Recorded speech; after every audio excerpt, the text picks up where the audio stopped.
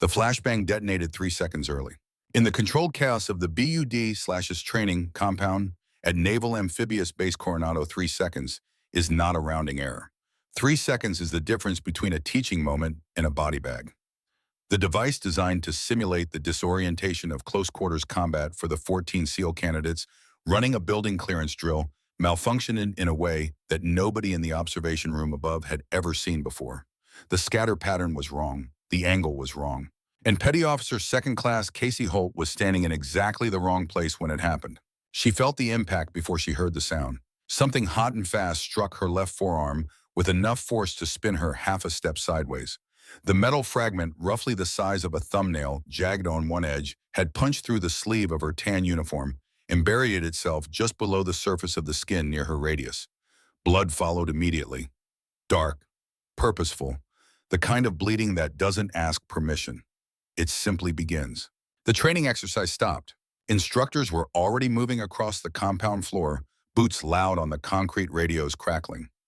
2 Navy corpsmen stationed at the perimeter broke into a run toward her position.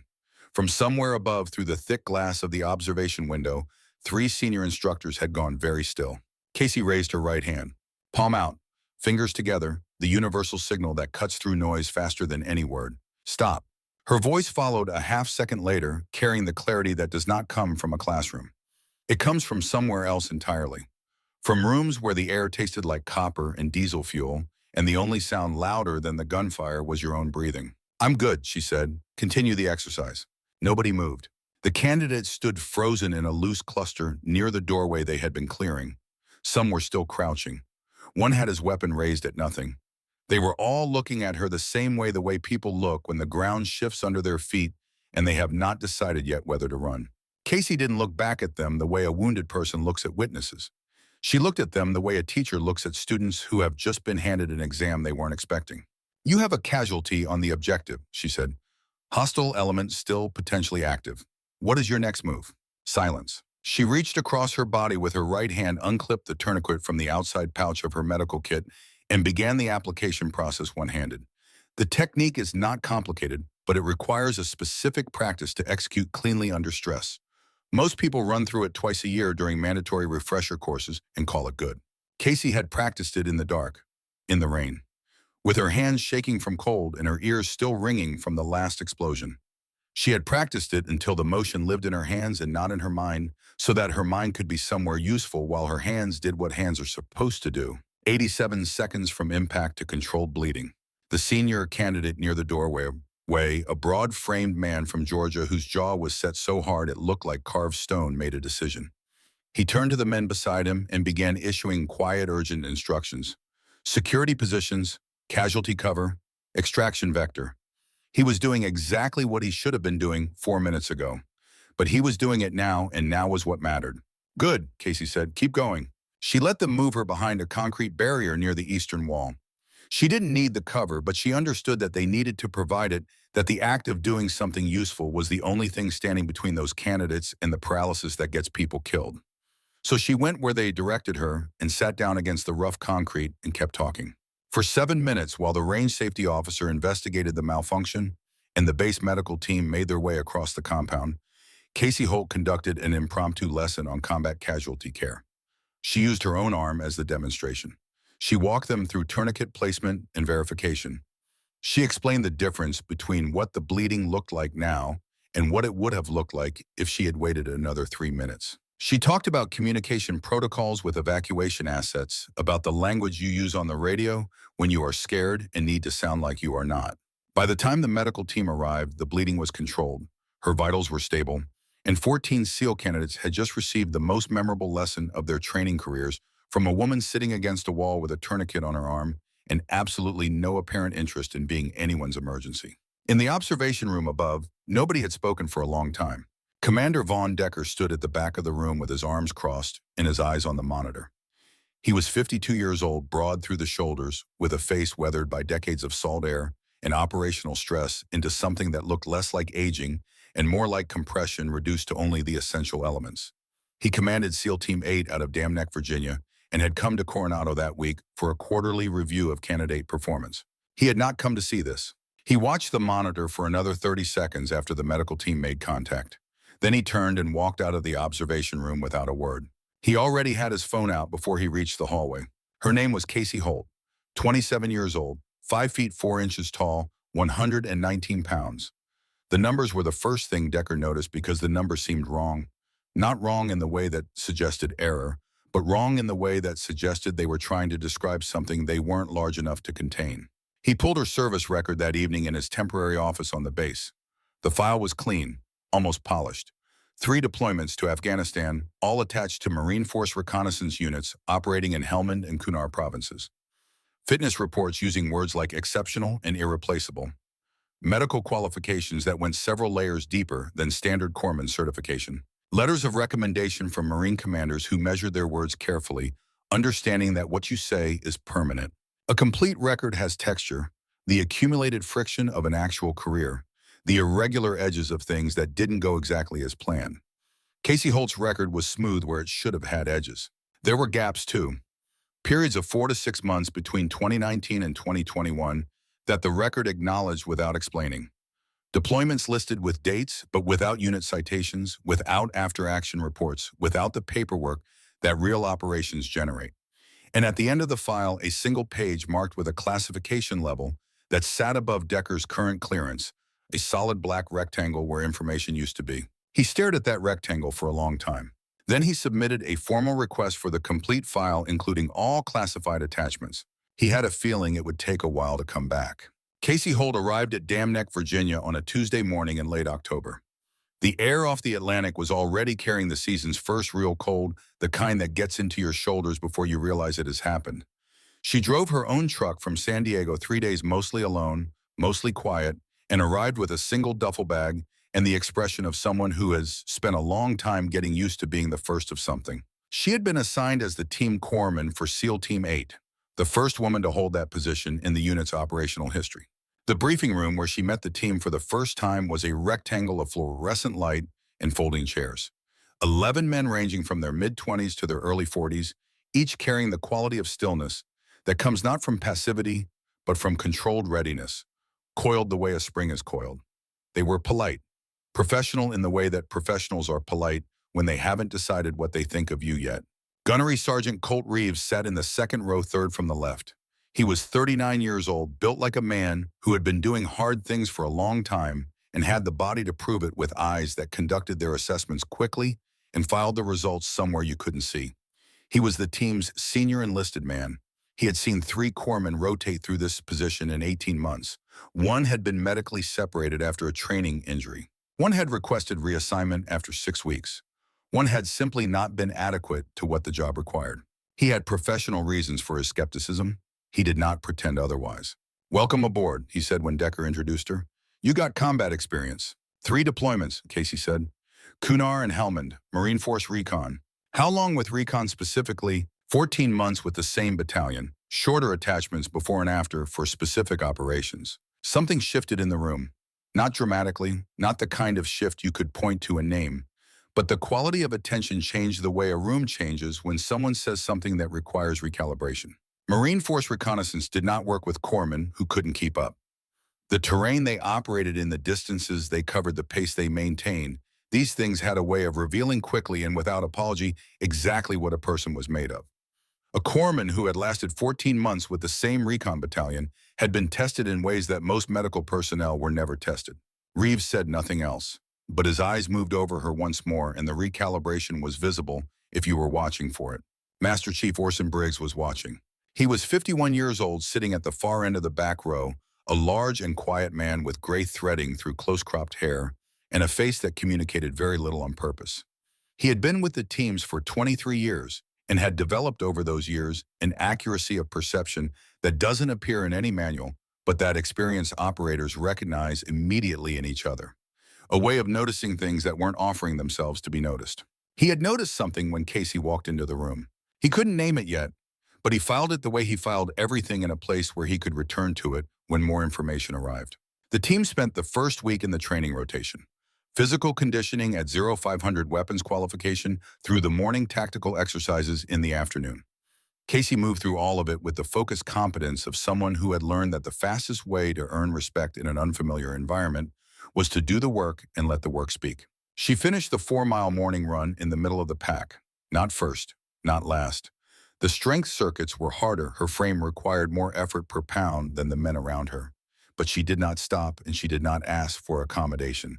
And by the end of the first week, Petty Officer Kyle Ferris, 24 years old, and not yet practiced at keeping his assessments to himself, said, "Not bad, Doc," with an inflection meant to be condescending and landing somewhere closer to genuine. She said, "Not done yet," and kept moving. The real test came on day 9. The team was running a long-range patrol exercise in the Pine Flatlands, south of the base, full combat, loads rough terrain, a pace designed to stress rather than simply train. Casey's medical rig alone was 41 pounds. On top of that, personal weapon ammunition, water communications gear.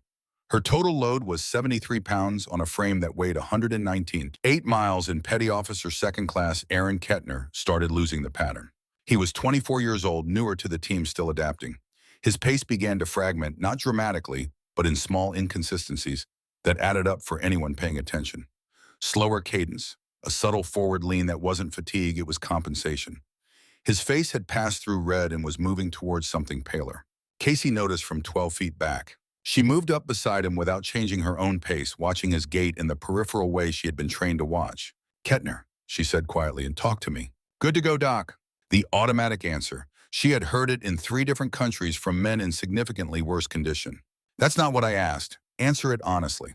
He was quiet for a moment, then, "Little dizzy, probably just the heat." She checked his pupils without making it obvious, dilated despite the bright, overcast sky. She noted the fine tremor in his left hand and the way his right foot was landing slightly late, the small overcorrection of a vestibular system working harder than it should have been. "Commander," she called forward, "request halt for medical check." Decker called the halt without hesitation. The team took security positions while Casey moved Kettner to the shade of a large pine, sat him down, and opened her rig. His core temperature was 103.4. Not critical. Trending. "You're done for today," she said, not a question. Kettner started to object. Reeves, who had moved to their position, quietly cut him off. "Doc says you're done," he said. "You're done." There was no discussion after that. Casey called for vehicle pickup and spent the next 20 minutes in the shade, with Kettner cooling packs on the major arteries water, with electrolyte tablets, vital sign checks every 4 minutes. She logged everything, she monitored everything, and she did it with the manner of someone who had done this before under conditions that made this look like a routine inconvenience. Because she had. That evening, Decker stopped her on the way to the dining facility. "Good call today," he said. "Just doing my job, sir." Kettner's temperature was still climbing when the vehicle got him back here. "Medical says another 40 minutes in that heat, and we'd have had a real problem." He paused, studying her in the way of a man trying to solve an equation that wouldn't balance. "Your file is good, Petty Officer, but there are gaps I can't account for. I've put in a request for the complete record." Casey's expression did not change, but something moved through her eyes briefly. Not fear, not guilt, something quieter and older than either. The expression of a person who has been carrying something for a long time and has learned to carry it without it showing. "I'm a corpsman, sir," she said. "I keep people alive. That's what I'm here to do." Decker held her gaze for another beat. Then he nodded and stepped aside.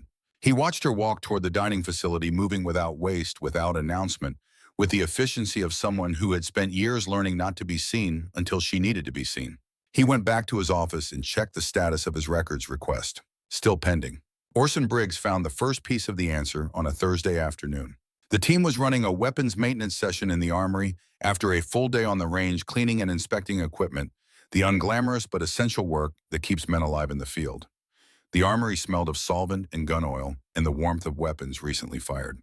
Casey was at a bench near the far wall working on her M9 sidearm.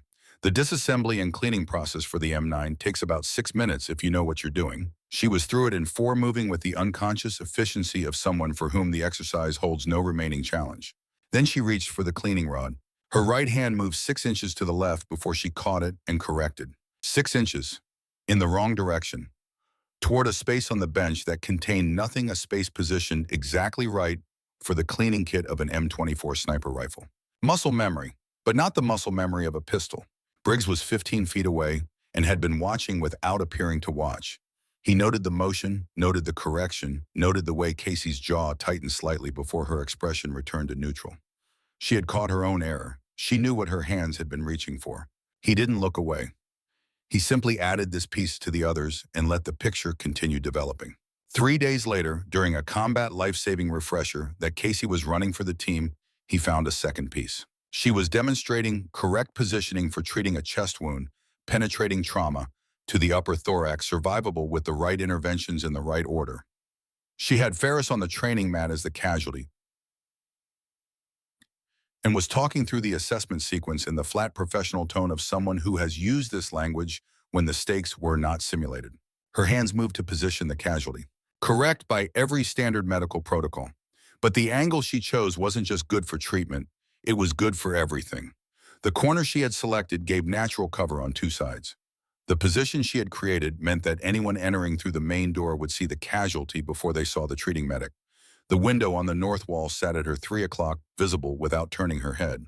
And a trauma bag placed deliberately, not casually, sat at an angle that would provide half a second of auditory warning from behind. None of this was in any corpsman training manual.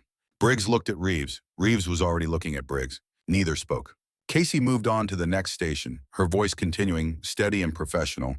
The room moved with her, but Reeves held his position for a moment longer, looking at the corner she had chosen, and something was working in his face that wasn't quite expression, more the ghost of a conclusion arriving ahead of schedule. He filed it. He would look at it properly when there was time. The classified file came back to Decker on a Wednesday evening 3 weeks after Casey had joined the team. It arrived in a sealed envelope with classification markings that required him to read it alone in a secure room with no copies made. He signed for it, carried it down the hallway, and sat down at his desk with the door closed. He read it twice. Then he sat back and looked at the wall for a long time. Casey Holt had indeed served as a Navy corpsman with Marine Force reconnaissance units. That was true, and it was a legitimate assignment. Real deployments, real work, genuinely earned credentials. But it had been a cover for something that appeared in the file in the spare, reluctant language of an operation that had never wanted to exist on paper. Between March 2019 and September 2020, Casey Holt had been a member of a joint CIA and Joint Special Operations Command program that deployed female operators into environments where male soldiers drew immediate and dangerous attention. The program had run for 5 years. Fewer than 20 women had been selected across its entire existence. Most of their missions remained classified at levels requiring a separate approval process well above Decker's current standing. Casey's specialty within the program was listed in 4 words: precision marksman, counterterrorism operations. What followed those 4 words, 47 confirmed eliminations over 18 months at ranges between 800 and 1,400 meters. 0 failed missions. Multiple commendations that could not be officially recorded. A performance record placing her in the assessment of the program's director among the top 5% of precision shooters in the American military establishment, regardless of gender, regardless of anything except the numbers themselves. She had been 23 years old when she took her first confirmed shot, 25 when she took her last. The record noted a final mission, Northern Syria 2021. Her spotter, a Special Forces operator named Sergeant First Class Webb Calloway, had been killed by unexpected fire from a position that had not appeared in the pre-mission intelligence.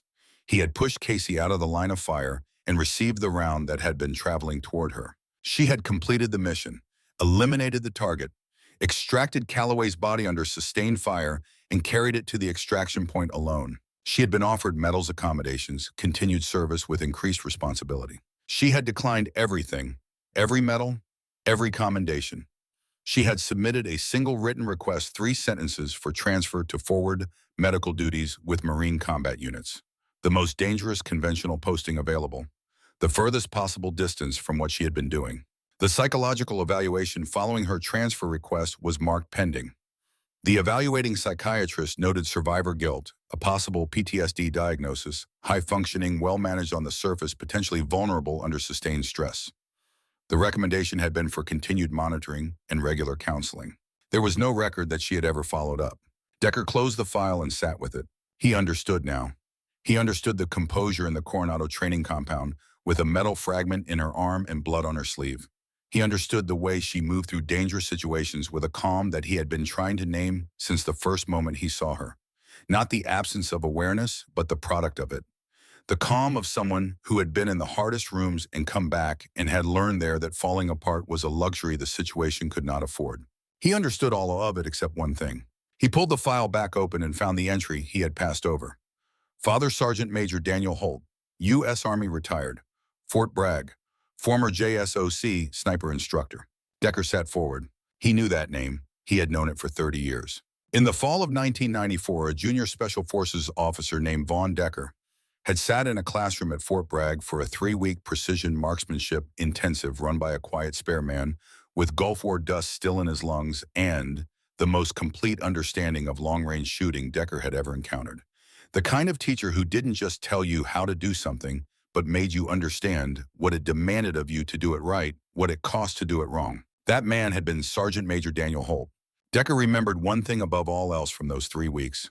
Said on the last day standing at the front of the room, looking at 12 officers who had come through his course. The rifle doesn't make you dangerous. Knowing when not to use it does. Decker looked at the photograph in the file.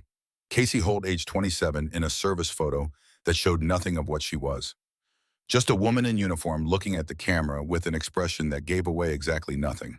Daniel Holt's daughter. He closed the file and held it for a moment, thinking about what it meant to carry a skill like them. The skill her father had built, the skill he had used, the skill she had walked away from. What it cost to put it down. Whether a person who has put it down is ever truly free of it. He locked the file in the secure drawer, turned off the desk lamp, and walked into the cold Virginia night. Outside the perimeter, the Atlantic was invisible, just a sound beyond the fence line. Steady, patient, indifferent to everything happening on this side of it. He thought about Casey running in the dark, as Briggs had mentioned. The early mornings and the evenings. The routes she chose, always alone, always moving. People who run like that aren't running for fitness, Decker knew. They're running because standing still is worse. Part 2, the promise she broke. FOB Fenney sat in the Cunard River Valley like something the mountains had dropped and forgotten. The base occupied a narrow strip of flat ground between the river to the east and the ridgelines to the west, and the ridgelines were never empty. You understood that quickly when you arrived, the way you understand weather, not as a fact you learn, but as a condition you live in. The mountains watched, the valley breathed, and somewhere beyond the wire at all hours there was the quality of attention that combat zones carry like a permanent atmospheric pressure. Something out there was always awake. SEAL Team 8 had been at Fenty for 6 weeks. The operational tempo followed the pattern that experienced operators knew well, hard enough to maintain edge, measured enough to prevent the cumulative exhaustion that turns good people into liabilities. Days ran long, nights ran longer. The team spent daylight hours working with Afghan National Army units on the eastern side of the valley, running joint patrols, building the institutional knowledge that counterinsurgency required and that nobody ever fully succeeded at building. The nights belonged to intelligence work, target development, pattern of life analysis, the patient construction of operational pictures that sometimes paid off and sometimes didn't. Casey moved through the rhythm of it without complaint and without fanfare. She ran sick call every morning at 700 in a plywood room designated as the aid station, a dignified title for a space roughly the size of a generous closet equipped with what she had carried in and what the supply chain had seen fit to send, which was not always the same thing. She treated heat casualties, minor training injuries, a respiratory infection that moved through the team in the 3rd week like a rumor. She kept records. She maintained her supply inventory with the attention of someone who understood that what she had on hand at 0300 on a bad night was exactly what she had and nothing else. Reeves watched her do all of it with the attention of a man revising an opinion he hadn't fully formed yet. He didn't revise it quickly. He didn't revise it out loud. He had been wrong about people before, and had learned that the cost of being wrong in the field was not something you wanted to carry. So he watched and measured and kept the verdict in deliberate suspension, which was the most honest thing he knew how to do. It was a Tuesday morning, 4 days into the 6th week, when Briggs found his second piece. The team was running a combat life-saving refresher inside the main operations building, a practical exercise focused on managing multiple simultaneous casualties under simulated fire conditions. Casey was running the session, moving between stations, correcting technique, asking questions that forced the men to think rather than simply execute. The 3rd station involved treating a penetrating abdominal wound in a partially exposed position. 2 casualties, 1 ambulatory, 1 critical. Limited cover. The men working through it kept making the same error, positioning themselves for treatment access, without accounting for the angles of the space around them, leaving their backs to doorways, sitting in lines of fire from windows they had stopped thinking about. Casey went through the correction 3 times. On the 3rd, she physically repositioned the treatment site, moved the simulated casualty 4 feet to the left, adjusted the angle, tucked the position into the corner where 2 walls met. Here, she said, not there, here. She explained the treatment mechanics, precisely access to the wound airway management reach angles required for the procedures. Everything she said tracked with established protocol. But Briggs, standing at the back of the room, was watching the other thing. The position wasn't just better for treatment. The corner gave natural cover on two sides. The angle created meant that anyone entering through the main door would see the casualty before they saw the treating medic. The window on the north wall sat at her 3 o'clock, visible without turning her head. A trauma bag placed deliberately sat at an angle that would provide half a second of auditory warning from the rear. None of this was in any corpsman training manual. Briggs looked at Reeves. Reeves was already looking at Briggs. Neither said anything. Casey moved on to the next station, her voice steady and professional. The room moved with her, but Reeves held his position a moment longer, studying the corner she had chosen. Something worked in his expression that wasn't quite conclusion, more the approach of one. He filed it. The picture was nearly complete. The mission brief came down on a Thursday. A Taliban commander known by the call sign Cardinal had been located in a compound 32 kilometers northwest of Fenty in a narrow valley where two drainage channels met below a ridgeline. Intelligence placed him there for a meeting with regional logistics coordinators, the kind of gathering that happened rarely briefly, and that could, if interrupted correctly, disrupt IED supply chains affecting coalition forces across 3 provinces. Clean on paper. Insert before dawn by helicopter, offset 3 kilometers to minimize sound signature. Move on foot to an overwatch position on the ridgeline above the compound. Confirm target identification. If authorized, engage. Extract before local response could be coordinated. Decker ran the brief himself. Maps and satellite imagery covered the table. The team stood around it with the density of attention that comes from men who understand that what they are looking at is not academic. Casey stood at the end of the table with her medical kit checklist and her notepad running through variables. She always ran distance to the nearest trauma facility, flight time under different weather conditions, likely injury patterns from this specific threat environment. Medical considerations, Decker said, turning to her. Nearest surgical capability is at Bagram. 90 minutes by air in good conditions. We're outside the golden hour for any critical trauma if we have to wait for CASEVAC coordination. I'm carrying additional hemostatic agents and a second chest seal kit. If someone goes down critical and we can't move, I need an LZ within 400 meters of our position. Any questions on the brief? Nobody had questions. What remained was execution. They inserted at 0312. The helicopter dropped them in a dried wadi smelling of dust and cold stone rotors, already fading, as the team moved into formation. Casey moved in the middle of the column behind Decker and Briggs, ahead of Reeves in the rear security element. The night vision cast the valley in the familiar green monochrome that made the world look like it existed in a different register of reality. The terrain demanded attention.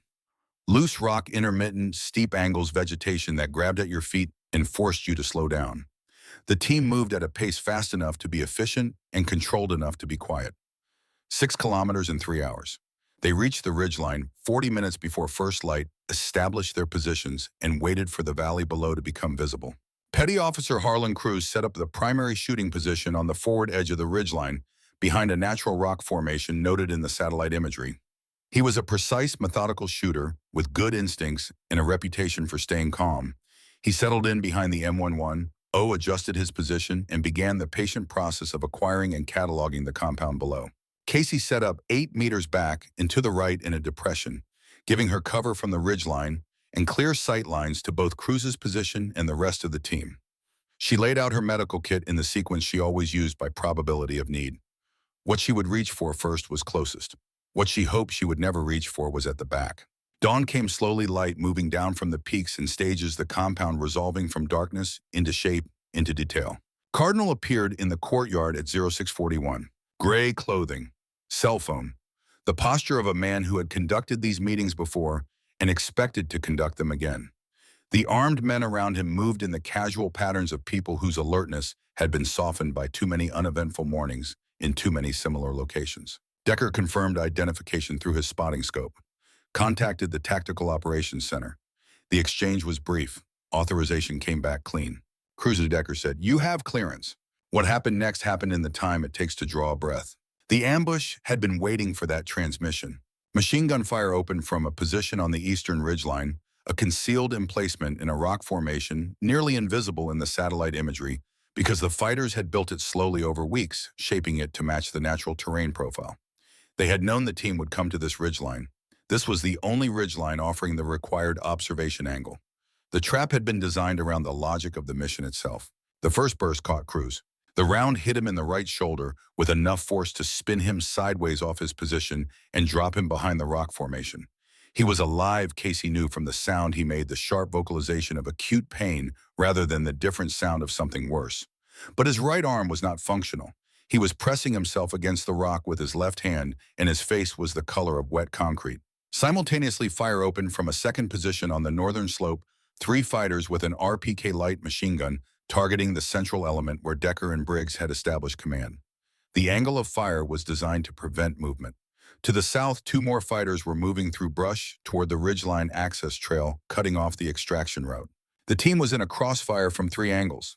Decker was already on the radio working the problem with the controlled urgency of experienced command, not performing calm but channeling everything into the sequence of decisions that had to be made in the right order.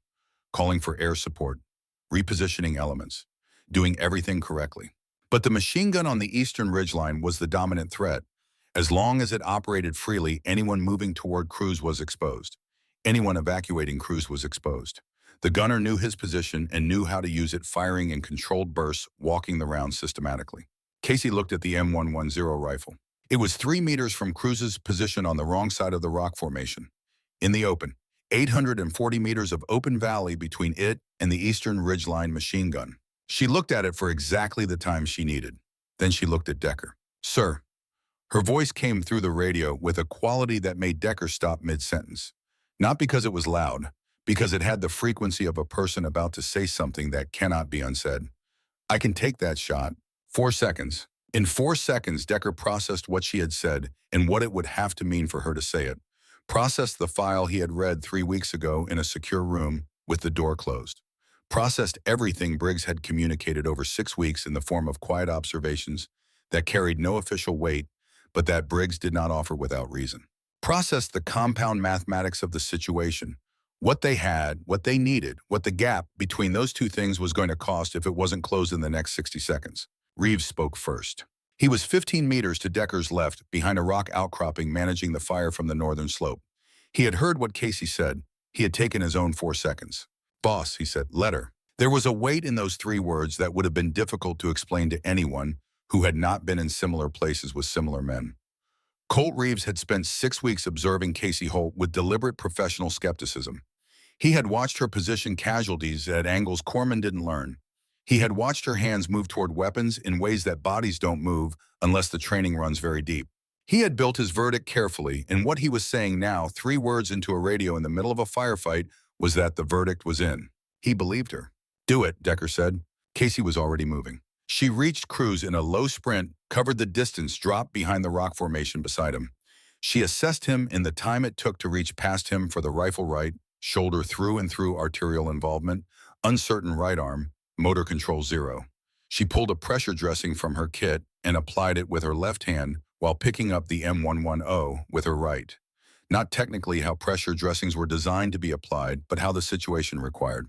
"Keep pressure here," she said, placing Cruz's left hand over the dressing. She settled in behind the rifle.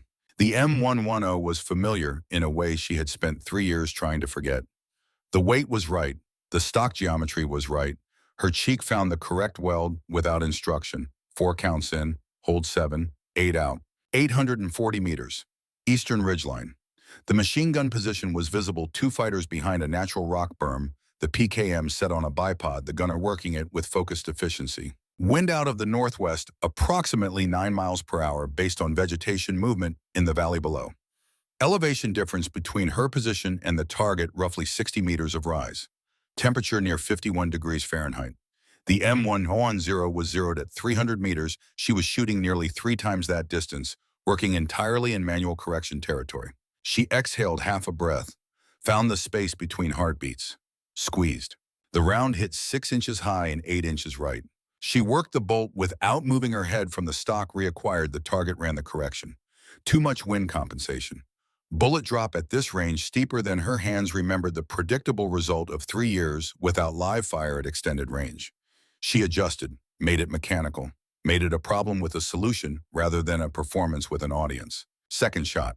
The machine gun went quiet. The silence had a texture to it different from the silence before the ambush. This was the silence of something interrupted. The fighters in the second and third positions took 3 seconds to register what had happened, and those seconds were enough for Decker to reposition two elements for the team to establish angles that had been unavailable 30 seconds earlier, for the geometry of the engagement to shift from trap to something manageable. Casey worked the rifle for another 22 minutes. She thought in technical terms only: distance and wind and the movement of men through terrain, Cruz's blood pressure, and whether the pressure dressing was holding and at what point she needed to return to medicine. The estimated arrival time of the air support Decker had called and how many additional minutes the current position needed to hold. She did not think about her father. She did not think about Sergeant First Class Webb Calloway, 31 years old when he died in Syria, with her rounds still in the chamber and his body between her and the line of fire. She did not think about a promise made in a hospital in Ramstein, Germany, to a woman on a phone in a house in Oregon, that she was done with this, that she was through, that she was coming home. She thought about the shot. The helicopter gunships arrived at 07:43. By the time the last fighter had withdrawn from the field, Casey had fired 17 rounds. She had 14 confirmed hits at ranges between 600 and 900 meters. She set the rifle down beside Cruz, who had been watching her from 2 feet away with an expression that had moved through pain and confusion and arrived somewhere that had no easy name. "You're doing well," she told him, checking the dressing. "The bleeding is controlled. We'll move you in 4 minutes." "Doc," he said. His voice was rough. "Don't," she said, not unkindly. "I know." She began preparing him for movement, checked his airway, reassessed vitals, administered a measured dose of morphine sulfate from the file in her kit's interior pocket. Her hands were steady. They had been steady throughout. The team extracted without further contact. Cruz was loaded onto the Casvac Bird at 08:19. The base surgeon's prognosis was guardedly optimistic. The round had missed the subclavian artery by 11 millimeters. Surgery required recovery measured in months, but he would keep the arm. Casey filed her medical report on the flight back to Fenty. Times, measurements, interventions, outcomes. A successful combat casualty response with 1 serious injury and no fatalities. It did not mention the rifle. It did not describe the way her hands had felt when she picked it up, or the specific character of the moment when the second shot landed, and she understood that she was back inside the thing she had told herself she had left forever. She finished the report and looked out the window at the mountains below. Briggs found her an hour after they landed. She was standing at the edge of the ramp behind the operations building, looking east toward the ridgeline. Not at anything specific, just looking the way you look when you need somewhere to put your eyes while your mind does something it can't do in public. He stood beside her without speaking. Let 30 seconds pass. Then he put his hand on her shoulder, flat, deliberate. 1 second, 2 seconds gone. The gesture that doesn't perform anything, that simply confirms a thing without a word. Then he walked away. She stood there for another minute. Her satellite phone buzzed. She looked at the screen, her sister's number from Portland, Oregon. The call counter showed 11 previous attempts since the night before. She answered. What happened in the next 4 minutes was not something she would describe to anyone for a long time. Her sister's voice. A time. A room in a hospital in Portland where their mother had gone into cardiac arrest at 3:47 in the morning, which was 12:17 Afghan Standard Time, which was 40 minutes before the Casvac Bird put down at Fenty, which was before Casey had written the medical report, before Briggs had put his hand on her shoulder, before any ordinary machinery of aftermath had started running. Ruth Holt had been 64 years old. The emergency response had been fast. It had not been fast enough. Casey stood in the same spot on the ramp until the call ended. Then she stood there a little longer. She put the phone in her pocket. She walked to the supply building at the back of the compound gear, waiting for inventory, half-empty boxes, equipment that hadn't found its place yet. She went inside, sat down on the floor with her back against a shelving unit, knees up, hands flat on her thighs. She sat in the quiet for the first time she could remember, sitting in quiet without trying to fill it with something. Outside, the generators kept their steady note. The mountains were the same as they had always been. Decker found her 20 minutes later. He sat down in the chair near the door, the only chair in the room, and did not ask her how she was doing. He understood the question had no honest answer worth giving. "Your father told me something in 1994, he said. "I sat in his corset brag for 3 weeks. Casey looked at him. Her face carried the honesty of a person who has run out of energy for composure and arrived at something truer underneath it. "He said the rifle doesn't make you dangerous. Knowing when not to use it does." Decker leaned forward, forearms on his knees. "I've been thinking about that for 30 years. I think today I understand it better than I ever did before." She said nothing. "What you did on that ridgeline saved this team," he said. "Cruzesu is alive. Nobody else went down. That is a direct consequence of your decision." He paused. I also understand why the decision cost you. And I understand that whatever else it cost you today, I understand the cost is real. He reached into his jacket and set a folded form on the floor beside her. Authorization for dual-role equipment issue, he said. A precision rifle assigned to you with formal documentation of your secondary capability within the team's operational structure. You maintain your primary function as corpsman. The rifle is available when the situation requires it at your discretion under my command authority. He stood. You don't have to decide tonight, but I need the option formalized before the next mission. He walked to the door and stopped. I'm sorry about your mother, he said. Briggs told me. She looked up. When you're ready to talk about her, he said, I'm here.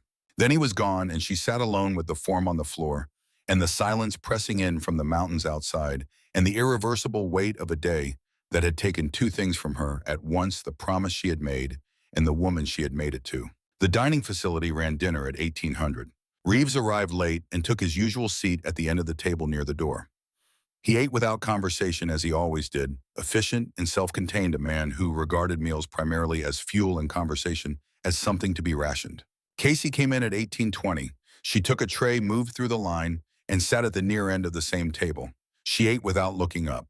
Whatever she was carrying was visible in the set of her jaw, the careful control of someone holding something fragile that she does not want anyone else to know is fragile. At 1842, Reeves stood up. He picked up the small dish of apple crumb that had come with his meal. He walked the full length of the table. He set it on the tray beside Casey's meal on the right side without ceremony. He did not look at her. He did not pause.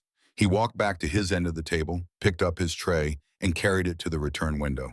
He walked out of the dining facility without looking back. Casey looked at the dish for a long moment.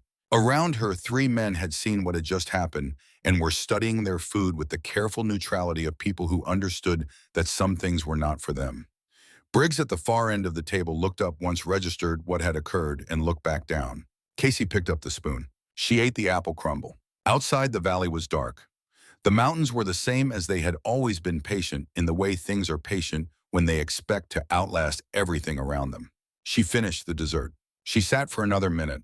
Then she reached into her jacket pocket, took out the authorization form, smoothed it flat on the table, and for the first time since Decker had set it on the floor beside her, she read it all the way through. Part 3. What Daniel left behind. They flew home in November. The transport out of Bagram was cold and loud in the way military aircraft are always cold and loud, an environment that strips away everything except what you actually are, because there is nothing comfortable enough to hide behind. Casey sat with her back against the fuselage wall, her kit bag between her feet, and watched the other men sleep in the red-lit interior with the ease of bodies that had learned to take rest wherever it presented itself. She did not sleep. She had not slept more than 4 hours at a stretch since the night her sister called. Dam Neck in November was gray and familiar in the way that places are familiar when you have been somewhere hard and returned to find that home has remained exactly the same while you have not. The Atlantic was the color of old iron. Casey drove through the main gate past the training facilities, parked in front of her quarters, and sat in the cab for 2 minutes before she went inside. 3 days later, Decker called her into his office. She had been expecting it not with dread, but with the anticipation of a conversation inevitable for long enough that its arrival felt like relief. She sat in the chair across from his desk. He sat on the edge of the desk in the way he sat when trying to make something feel less like a command decision than it was. He slid a card across the desk, a name and a phone number printed cleanly on heavy stock. Dr. Annalise Warwick, he said. She works exclusively with special operations personnel. Her office is in Virginia Beach. She's been cleared for everything in your file. He paused. This isn't optional, Casey. 2 sessions per week for 6 weeks, then we reassess. It's a condition of your continued dual role status. She looked at the card without picking it up. I'm functional, sir. I know you are. No edge in his voice, only the weight of someone who has thought carefully about every word he is about to say. Functional and healthy are not the same thing. You know this better than almost anyone on this base. You have made that argument to casualties who were walking around with things that needed to be treated. I'm making the same argument to you. She picked up the card. Briggs suggested it first, Decker said. I want you to know that. It didn't come from paperwork or protocol. It came from someone who has been watching you for 3 months and thinks you are worth the effort of doing this correctly. She turned the card over. The back was blank. My mother raised me to handle things myself, she said. Not an argument, something said aloud to hear how it sounded outside the confines of her own head. Your mother also raised someone who kept 3 men alive in Kunar province for 18 hours with a medical kit that was out of half its supplies by hour 6. He held her gaze. You handle things better than almost anyone I've seen. That doesn't mean you should always handle them alone. She put the card in her jacket pocket. 2 sessions a week, she said, starting next Monday. She stood to leave. One more thing. He reached into a drawer and pulled out a folder, setting it on the desk with his hand flat on top of it. You submitted a training program proposal through the medical office 2 weeks ago. Dual-role medical operations. Curriculum outline selection criteria, psychological screening requirements, phased assessment structure. Yes, sir. I've read it twice and sent it to the Naval Special Warfare Command Training Directorate. He lifted his hand from the folder. Before that process runs its course, I think this is good work. The kind that comes from understanding what the problem actually is, not just what it looks like from outside. Casey looked at the folder. My father wrote a training curriculum in 1991, she said. After he came back from the Gulf, he spent 8 months on it. He always said the best thing he ever did in uniform wasn't anything he did in the field. It was building something that outlasted him. Decker nodded slowly. He was right about that. She left his office and walked into the gray November air and stood for a moment with her face into the wind, eyes closed, the cold working into the spaces between things. Then she called Dr. Annalise Warwick. The sessions were not what she had expected. She had anticipated being asked to perform her damage for a stranger. Lay out the incidents in sequence, receive the appropriate clinical language, walk out with a diagnosis and a coping strategy, and the neat resolution of having been processed. Warwick did not work that way. She was a small woman in her mid-50s with reading glasses she took on and off with unconscious frequency and an attention that Casey recognized from the field, monitoring multiple things simultaneously while showing you only the one she needed you to see. She asked questions Casey had not prepared answers for. Not about the missions, not about the shots. She asked about the drive from San Diego to Virginia, 3 days alone, mostly quiet. What Casey listened to, whether there were hours when she turned the radio off, and what happened in those hours. She asked about the running, the early mornings and the evenings, whether the routes were the same or different, whether it mattered. By the 4th session, Casey understood what Warwick was doing. She was mapping the architecture of how Casey had been living, not the events themselves, but the structures built around them. The routines that kept the weight distributed, the movement that kept it from settling, the systematic avoidance of stillness that had been Casey's primary method since Syria, since the phone call from Ramstein, since she had looked at Webb Calloway's body and made the calculation that the only way to survive what she was feeling was to never stop moving long enough to feel it fully. You're not broken, Warwick said in the 6th session, a declarative statement said in the tone of a diagnosis, precisely without softening it into a question. I know, Casey said. No. Warwick set down her glasses. You believe you're functional. Those are different things. Functional means you can perform your job. Not broken means the fundamental structure of who you are is intact, which it is, and which most people in your situation would not be able to say. She paused. The difference matters because people who believe they're only functional eventually stop trusting the function. They start to suspect that if they stop moving, everything will collapse. And then the movement itself becomes the problem. Casey sat with that for a long time. She would have been proud of you, Warwick said, quietly. Not as a technique. Casey looked at the window. She was already proud of me, she said, and her voice was steady, not practiced, actually steady. That was never the question. The question was whether I was going to honor that or waste it. And now I know the difference between the two. The Naval Special Warfare Command Training Directorate approved the dual-role medical operations program in February. The approval came with funding a designated training facility at Dam Neck and a cohort of 15 students selected from medical personnel across the Special Operations Community, Corpsmen, Army medics, 1 Air Force pararescueman who had been trying to find a course like this for 6 years and filed his application 11 minutes after the program announcement went out. They had been chosen because they had the foundation to carry the work. They did not yet fully understand what that would require.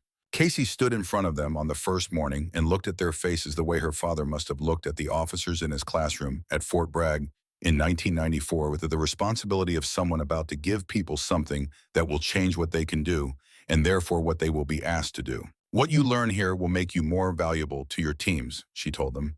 It will also make the situations you're put in more complicated because once a team knows you have this capability, there will be missions where you are the only person who can do 2 things at once and they will need you to do both. Be honest with yourselves over these 6 weeks about whether you can carry that. Not physically we can train that, whether you can carry it here. She pressed a hand flat against her sternum. The weight is real. It doesn't get lighter. You just get better at carrying it. Reeves back at Dam Neck for an instructor rotation ran the tactical component alongside Better.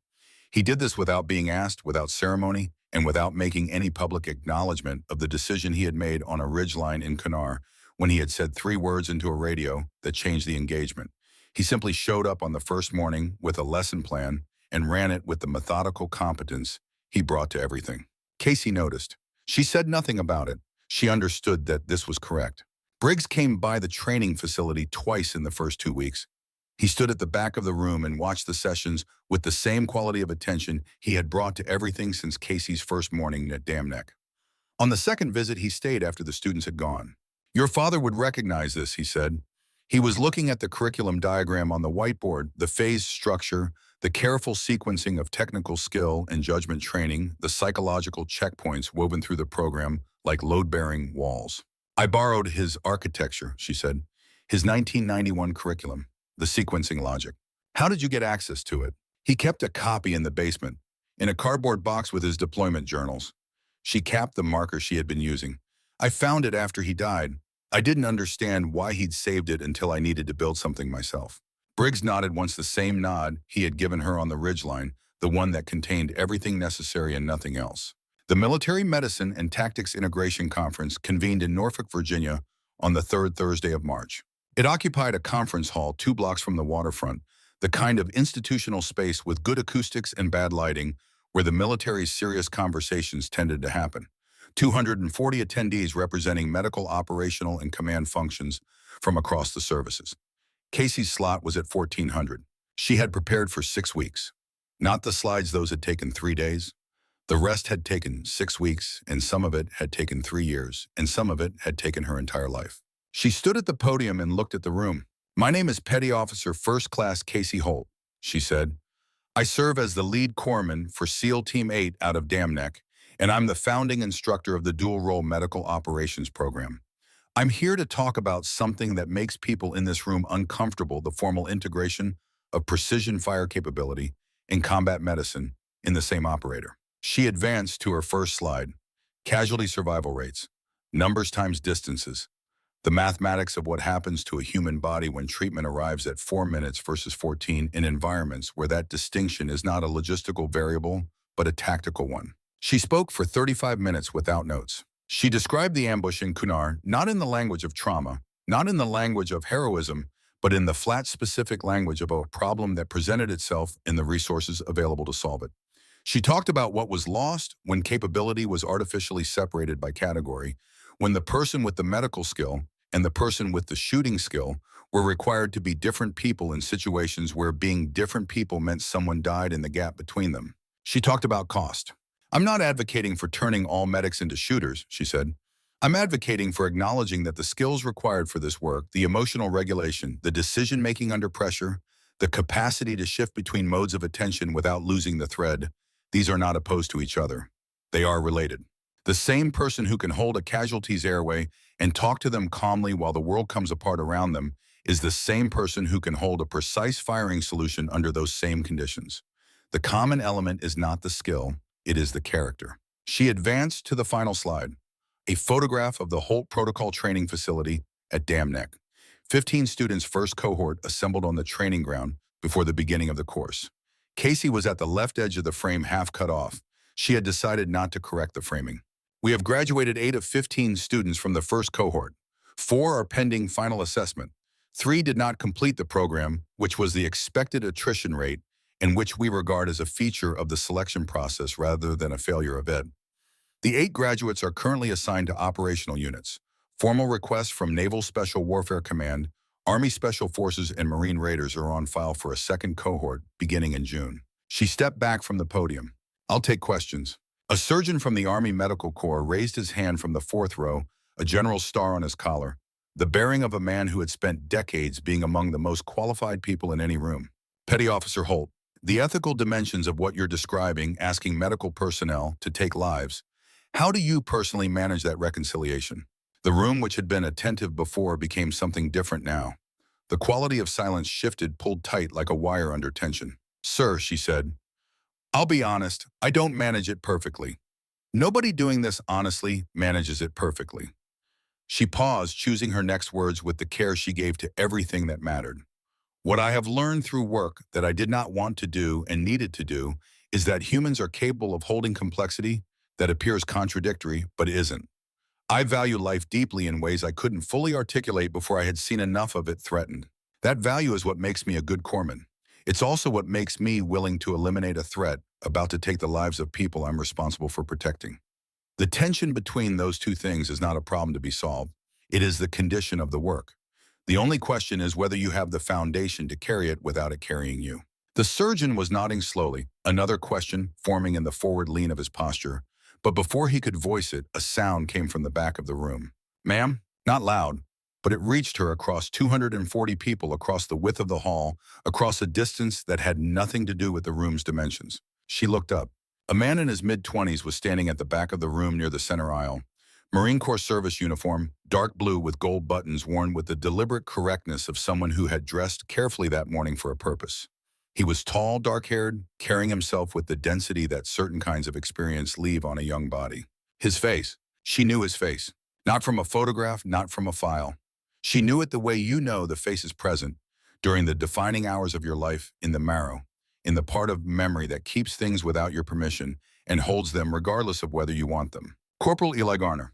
He had been 20 years old in the Kunar Valley, the youngest of the 12 who went in, the newest to the unit. She had spent more time talking to him during the long hours of the third night than to anyone else because she had understood that keeping him talking was keeping him present, and keeping him present was keeping him alive. She had followed him to Oregon, in her words, to Bend to Crater Lake in July, to his grandmother's house with the garden, because that was where he needed to go, and she would follow him wherever he needed to go until they were out of there. She had not seen him since the extraction. He walked down the center aisle, now moving with a deliberateness that the room accommodated without quite understanding why. 240 people had gone very still. They were watching the way people watch when something is happening that they can't name but understand somewhere below explanation is true. He stopped at the front of the room. His face was calm, the calm of a person who has thought a great deal about a moment before arriving in it. He looked at her without performance, without the management of emotion, just with the plain, undecorated fact of a man who had something to say that had been a long time coming. I read about this program 4 months ago, he said. I saw your name on the announcement, and I drove from Camp Lejeune to be here today. He paused. I needed you to see something. He reached into the interior pocket of his uniform jacket and took out his phone. He turned the screen toward her and held it up. A photograph. A little girl 2 years old at most, sitting in a patch of afternoon sunlight on a back porch. Blonde hair, an expression of complete absorption in whatever was in her hands, a small object held up to the light, studied with the unself-conscious intensity of a child who does not know she is being watched. My daughter, Eli said. Her name is Casey. The silence in the room was the kind that comes when 240 people collectively understand they have no right to interrupt what is happening in front of them. I named her after the woman who would not quit, he said. 3 years ago in a valley in Kunar province, I told you to stop twice. I told you it was over. I told you I was done. His voice was level but carried the specific weight of words held for a long time and only now released. You told me no both times. You kept working. You kept talking. You kept me in it when I had decided I was out. He lowered the phone. I have a daughter because of that decision. Casey stood at the podium and made no attempt to manage what was moving through her face. There was no longer any mechanism for that and no reason for one. I've thought a long time, Eli continued, about what to say to you if I ever had the chance. I wrote things down and crossed them out. I drove here with a speech, a brief pause and something close to a smile. I'm not going to give it. He put the phone back in his jacket. Your mother raised someone who saves lives, he said. That's not breaking a promise. That's keeping it. The response that moved through the auditorium was not applause in the conventional sense. It was something quieter and more significant, a collective exhale, a release of something held, since the room first went still, a recognition moving through 240 people of truth that requires no decoration and no amplification. Casey stepped away from the podium. She came down the 2 steps at the side of the stage and walked to where Eli was standing. He was still present in that deliberate way, still calm, and when she stood in front of him, he did not look away. She put her hand out. He shook it, and then because the gesture was not sufficient for what was in the room, he placed his other hand over hers and held on for a moment, and she let him. And that was what it looked like from the outside, two people holding on in a conference hall in Norfolk in March, surrounded by people who had the good sense to let them have it. They had dinner that evening at a restaurant on the waterfront. Decker came, Briggs came. Reeves sat at the end of the table and ate his meal with characteristic economy and said less than anyone else, which was appropriate and which everyone understood was its own form of presence. Eli talked about his daughter, the house in Jacksonville, North Carolina, close enough to Lejeune that he could hear the artillery on training days, which he had decided was a feature. He talked about what he wanted to do next, the direction his life was moving, the understanding he had arrived at about how to use the time that had been given back to him. Casey listened and thought about her father in his basement at the work table, where he had spent the last years of his career building a curriculum that outlasted him. She thought about the cardboard box she had found after he died, the curriculum, the deployment journals, the photograph of him at a firing range somewhere in Kuwait in 1991, young in a way she had never seen him in person, squinting into desert sun with an expression recognizable as his, even across 30 years and the distance of death. She thought about the drive from San Diego to Virginia in October, the miles running under the truck, the weight present in the passenger seat, like a companion who had traveled with her so long, she had forgotten what it felt like to travel without it. She thought about Warwick's office and the sessions that had dismantled the architecture she had built around the wound and allowed her for the first time to see the wound clearly enough to understand its dimensions, not to fix it because wounds of that kind don't fix, but to build something around it that was structure rather than avoidance. She thought about Reeves and the apple crumble set down without ceremony on a tray in a dining facility in Afghanistan. She would still be thinking about it in 30 years because it was true in a way that speeches were not. She thought about Webb Calloway. She did this deliberately, which she had not been able to do for a long time. She thought about his face and his voice and the quality of his attention that had made him exceptional at the work they did together. She thought about Syria and the sound she had heard and the weight she had carried out of there. She let herself think about all of it, and she did not look away from any of it, and after a while she picked up her glass and looked at the lights on the water and felt the weight settle, not disappear, not lift, but settle into something with a different character than before. Less like a punishment, more like a foundation. The training facility at Dam Neck was quiet in the early morning. Casey arrived at 06:30 before the students, before the administrative staff, before the day had populated itself with the ordinary noise of ongoing work. She let herself in with her key card and walked down the corridor to the office assigned to the program, a room with a window facing east toward the water. She sat down at her desk. She opened the center drawer and took out the photograph she had carried since the drive from San Diego. Her parents at their wedding, 1982. Her father, 26 years old, in army dress uniform, with the lean look of a young man who had not yet become the person the years would make him. Her mother, 20 years old, in a dress that caught the light, laughing at something off-frame, with the unself-conscious ease of a person entirely, completely present in the moment she occupies. Ruth Holt, who had asked one thing of her daughter and received something different, who had loved her anyway, always in the way that parents love their children when they understand that love is not possession and never was. Casey set the photograph on the desk. She placed it in the upper right corner, facing her in the position where she would see it when she looked up from her work. She had kept it face down in the drawer since October. She was done with that now. Through the window, the Atlantic was coming visible in the early light, pewter and flat, the horizon a clean line between water and pale March sky. In 2 hours, the second cohort of the Holt Protocol would arrive for their first morning. 15 people who had been selected because they had the foundation to carry what the work required, who did not yet fully understand what that would mean, and who would learn it in the weeks ahead, the way you learn the things that matter. Not all at once, not cleanly. In accumulation, the way character is built from the materials of actual experience. Casey had a lesson plan on her desk and a cup of coffee going cold. She heard a door open somewhere above her, the second floor Decker's office, the particular sound of that specific handle that she had learned to recognize over months. She did not look up from her desk, but through the upper edge of her window, she could see, at an angle, the light from his office falling across the exterior wall. A pause, long enough to mean something. Then a single movement visible in the changed quality of the light, someone stepping back from a window. The small, unannounced gesture of a man who has looked at something and found it satisfactory and returned to his work without needing to announce what he had seen. Casey looked down at the lesson plan. Outside on the perimeter path, a figure came into view moving east toward the waterfront at a steady, unhurried pace. Orson Briggs, beginning his morning, the way he began every morning, without announcement, without witnesses, required the work its own sufficient reason. He passed the window without looking in, She watched him go and then turned back to her desk.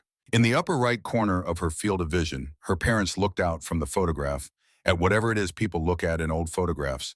Some moment just off frame, some ordinary miraculous instant of being alive and together and present that a camera caught in 1982, and that had survived everything since. The light came in across the water and lay flat and clean across the desk. She picked up the pen. She thought about the name on the door of this office, the whole protocol not named for herself but for her father, which was the right way, which was the only way it could have been. And she thought about the first cohort of graduates now assigned to teams across the country, each of them carrying something they had built in this room and on these grounds. And she thought about the second cohort arriving in 2 hours and the cohorts after that, and the ripple of it moving forward in ways she would never fully see. She thought about a little girl in Jacksonville with blonde hair and a stone held up to the afternoon light, bearing a name she would grow into without knowing its full weight, without knowing what it had cost, without needing to know, because that was how legacies were supposed to work. Not as burdens handed down, but as foundations built quietly for people who hadn't arrived yet. She thought about 9 names she carried. She carried them now the way Warwick had helped her learn to carry them, not as evidence of failure, not as a debt she could spend her life trying to repay, but as the reason the work mattered. The reason precision was not optional. The reason she was still here, still teaching, still refusing to pretend that any of this was simple or resolved or finished. 4 counts in, hold 7, 8 out. The pen moved across the paper. Outside, the second cohort was pulling into the parking lot. She could hear the vehicles, the doors, the sound of people assembling with the particular quality of attention that came from having chosen something difficult and arrived at the first morning of it. Casey Holt wrote the date at the top of the page, March damn neck, another beginning, and did not look up until she was ready. She was ready.